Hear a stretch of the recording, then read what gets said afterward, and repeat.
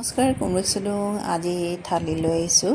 এয়া মই mix vegetable লৈছোঁ। ইয়াত কেইবাবিধো আছে: অমিতা, কোমোৰা, কুন্দলি, লংবিন আৰু আলু আৰু মানে ঘৰত যিমান চব্জি আছিলে অলপ অলপ লৈ মই ইয়াতে কুকাৰত পানী দিয়া নাই, এনেকৈ চব্জি পানীৰ পৰা মই এইটো এতিয়া বনাম।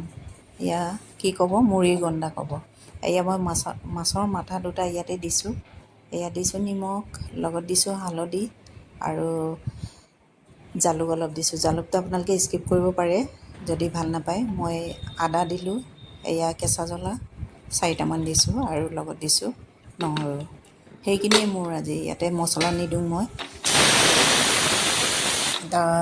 ভাপত সিজা নিচিনাই হ'ব। এয়া মই কুকাৰটো 4-5বাৰমান মাৰিব দিছোঁ।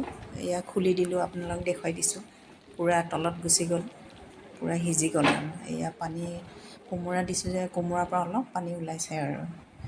তাৰপিছত মই এইটো বাউলত ওলাই কিনি এইটো মই পূৰা মাছখিনি মই ভাঙি দিছোঁ। ইয়াতে দুটা মাছৰ মাথা দিছিলোঁ, এই গোটেইখিনি ইয়াতে মই ধুনীয়াকৈ মিক্স কৰি দিছোঁ। এয়া গৰম হোৱাৰ কাৰণে মই চামুচৰ পৰা কৰিছোঁ, নহ'লে মই হাতেদি পিটিলিকিলে বেছি ভাল লাগে মানে। এয়া আপুনি ইয়াতে ধনিয়া এড কৰিব পাৰে আৰু আপোনাৰ যি ইচ্ছা তাতে এড কৰি দিব পাৰে। এইটো আপুনি ভাতৰ লগতো খাব পাৰিব, ৰুটিৰ লগতো, আপুনি যিহৰ লগত খাব মন যায় খাব পাৰিব। এনেকৈয়ে মই বইল মানে বিনা তেলত মুড়িঘণ্টা বনাইছোঁ। এয়া লাষ্টত দিছোঁ গোলনেমুৰ ৰস অলপ দিছোঁ। আপুনি এইটো যদি ভাল নাপায় স্কিপ কৰিব পাৰে। এয়া মই নেমু দি আৰু এনেই পিঁয়াজ দি সজাই